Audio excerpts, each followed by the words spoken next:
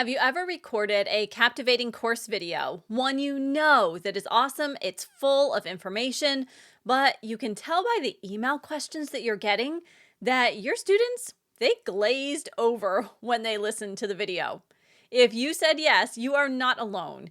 Keeping students engaged in online learning can be a real challenge, especially when our students are listening to the lessons and modules while they're folding laundry, sitting in car line, or sitting on the sidelines of a soccer practice.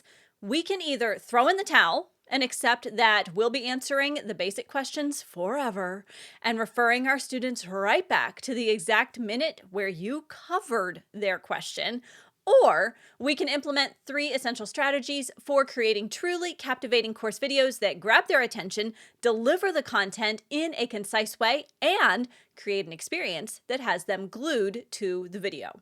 What do you say? Answer the never-ending questions via email or course group, or boost your course videos so that the questions never even get asked because they're answered and heard from the get-go. If you are ready to go, we can jump right into the 3 strategies, and be sure to stick around to the end because I'm covering the truth behind short videos. Anyone can add a digital course to their business. So what sets the 6-figure course creators apart? You're about to find out. Welcome to the Digital Course Creator Podcast with Dr. Mora, a longtime entrepreneur now using her PhD in psychology to help you go from sticky notes to sales worth celebrating. I think we can all agree that today's world is fast-paced and jam-packed, which makes trying to capture and maintain our digital course students' attention really hard. There are 1,000,001 things on any person's to-do list every single day. And the course videos that we so lovingly and painstakingly created takes up just 1 slot on that list. It's so humbling, right? What is so huge to us is just a tiny piece of someone's life. This means that we have to carefully create our course content, especially our videos, to garner a spot of importance on that list. Without engaging course videos, our students are less likely to complete our course because they lose interest. They are less likely to actively engage with the information, and so they don't remember or implement what we are teaching them. And unengaging videos can even lead to negative reviews that lower our student course sales. So what can we do? Well, today I'm going to share with you 3 strategies for engaging students in our video lessons. Strategy number 1 is to hook our students with a relatable story at the very beginning of the course video. Start each video with a compelling story or an anecdote, something that immediately grabs our students' attention. One of my favorite things to do at the beginning of the course or the beginning of a module video is to share my experience with the content and when I was in that position. For example, you know that I help digital course creators actually create their courses. So I'll often share that when I started teaching and creating courses, I was so lost. There was a span of a week where I literally sat on the floor of my colleague's office, looking through all of the resources that they had accumulated over the years, trying to make decisions, figure out what materials to include, and how to even set up the tech for my course so that my students would actually get something out of it. And I asked a ton of questions so that I could do the best job that I was capable of as a brand new course creator, a brand new professor in that case. Many of my clients relate to that feeling of being lost, needing some help, feeling overwhelmed with all of the decisions that have to be made. And they're hooked because I share a real life example that they can relate to. I was in the same spot. By sharing that I needed a mentor, they feel more comfortable with needing my help to figure out this digital course thing. We have faced a common challenge, and they can see the future where they have a completed course that is ready to sell. By opening with a story, you are also dropping them right into the mix of things, instead of giving them time to get distracted physically or mentally. We don't need lengthy introductions. What we need is to immerse our students in the right now, the situation that we are going to help them with. Think back to how I opened the podcast episode. I said something like, ever recorded a captivating course video? You know, one that's awesome and it's full of information, but you can tell by the email questions that they're getting glazed over when they listen to the video? Well, that's designed to help you get interested. It's a hook, which hopefully, since you're still listening right now, helped you see the importance of this topic. The more that we can use stories in our course modules and our lessons, the better we are going to be able to capture and maintain our students' attention. This kind of storytelling, it also works really well in sales videos, on your sales pages, and when you present in groups. Instead of walking out on stage and saying, "Hi, I'm Dr. Mora, and for the past 15 years, I've been creating and implementing digital courses. I'm here to help you today to do the same." Which admittedly is kind of boring, but what would happen if I walked out on stage and shared the following? I was scrolling through the Facebook group for the 100th time that week, and all I could see were posts about how someone got stuck, how frustrated they were with the progress they were making on their course, and questions about whether they should give up because it had been months and they still had no visible progress on getting a course ready to launch. And I knew this feeling. I knew this aloneness, this fear that the stars would never align in getting everything done in a cohesive, meaningful way.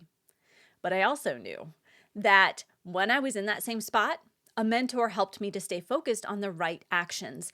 They answered my endless questions. Thank you so much to those humans who did that. And within a few weeks, I had a course planned, created, and ready to go. And that is the key. I didn't do it alone. I had personalized help, and I didn't just rely on the power of a massive Facebook group to figure everything out. That's why I'm so passionate about helping other course creators go from sticky notes to sales that they can celebrate, a course that they can celebrate. And that's why I'm here today to speak with you. We are going to talk about the next 3 steps that you can take to make progress on your course right now. Things that you might not realize are the keys to getting your course finished and ready to launch. Are you ready? And then we jump into the content. Now, in that story that I just dropped you into, I didn't tell you about my years of experience. Instead, I let you sink into the things that you might have posted in the last week, the things that you might have seen in that Facebook group that you're probably a part of in the last week. I invited you into my frustration when I was creating a course. And I told you how I found a solution, a way forward. Then I invited you to take steps today based on what I was going to share.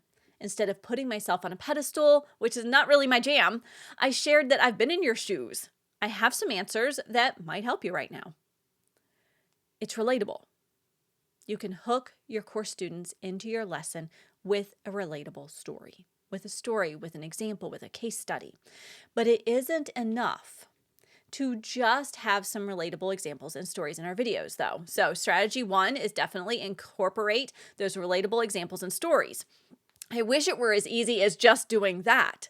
But the second strategy that we need to implement inside our course videos is to connect our relatable examples to active learning opportunities. And you have heard me talk about active learning before if you have been around the podcast for any length of time, even just a few weeks, because I talked about it most recently in episodes 225 and 227.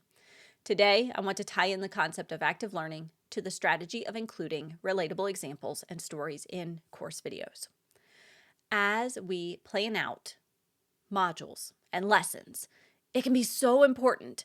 It's really important, in fact, not to just create a story arc.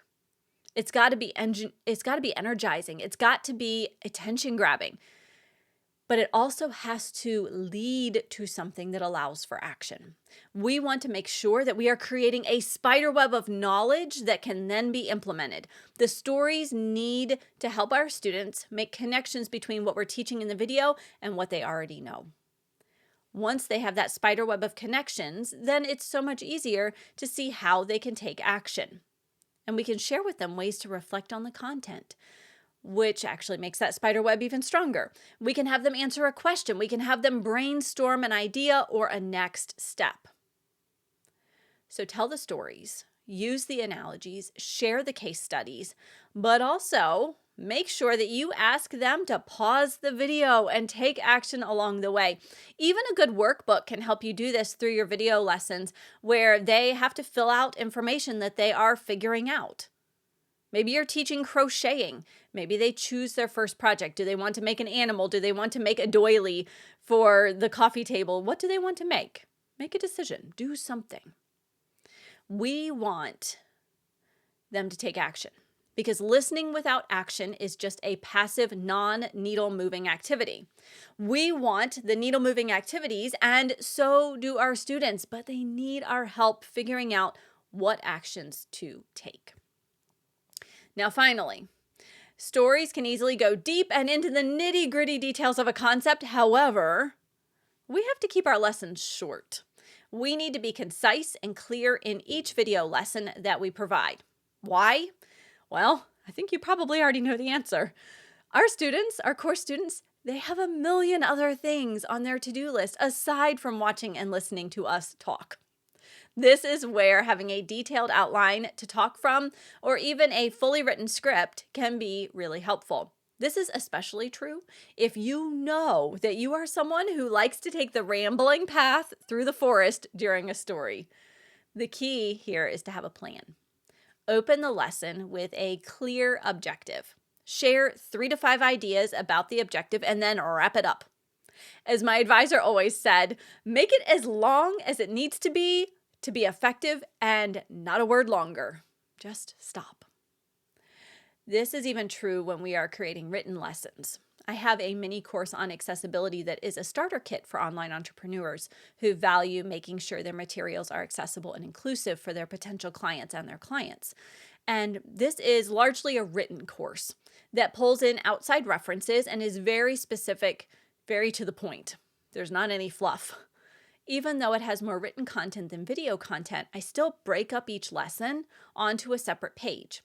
For example, when I provide 3 steps to creating accessible auditory content or audible content, each of those steps is on its own page inside my course platform.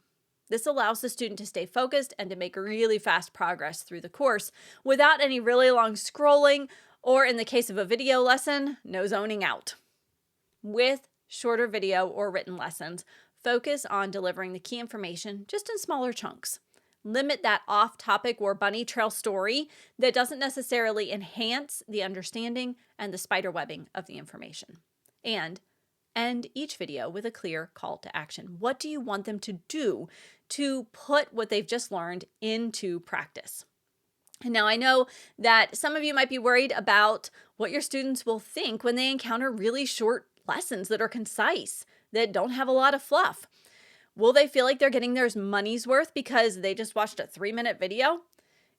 Is there enough depth to the lessons? We can doubt ourselves sometimes. I'm going to share with you a little bit more about that in a second in our 60-second solution. But before we get there, it's time to, you guessed it, take action. This week, choose one of your existing course videos and analyze it from an engagement perspective. If you do not have course videos yet, but you have an outline or some scripts, pull those out. They'll work too. Does your video start with a compelling hook? Are you dropping them right into the content? Are the examples relatable and easy to understand? If they're not, make some revisions. Is the course video concise, to the point? Just as many words as you need. And identify some areas for improvement along the way, right? Make a plan to revise your video accordingly. If it feels like it's too big to look at an entire course, which I don't actually recommend, choose one video lesson, one concept, one small piece. Does Module 3, Lesson 4 have a compelling hook? If yes, great. Determine another lesson for a compelling hook. If it doesn't, add some written language into the lesson. So it might go above your video to help them get ready to drop into the video content. That way, you don't have to re-record any videos right now. And then you can make a note of how you want to revise your script for when you do re-record your course video. And if you are having trouble when you're doing this, if you're feeling stuck, I want you to reach out. We all need a mentor. We all have questions sometimes that just need to be answered by someone other than ourselves. This is exactly why professors have office hours for students. They know that sometimes there are questions outside of our own personal knowledge, our own personal wheelhouse. Sometimes we need outside input and ideas. This is precisely why I have office hours for course creators. When we have someone that we can ask questions of, we are able to take action faster and easier. So send me a DM on Facebook or Instagram at Digital Course Creator Guide if you have any questions or if you just want to check in and see if your hook is truly compelling. Now, I promised that I would come back to the doubts that can creep in when we create shorter lessons than we are used to. We can start to worry that our students might feel like they aren't getting their money's worth.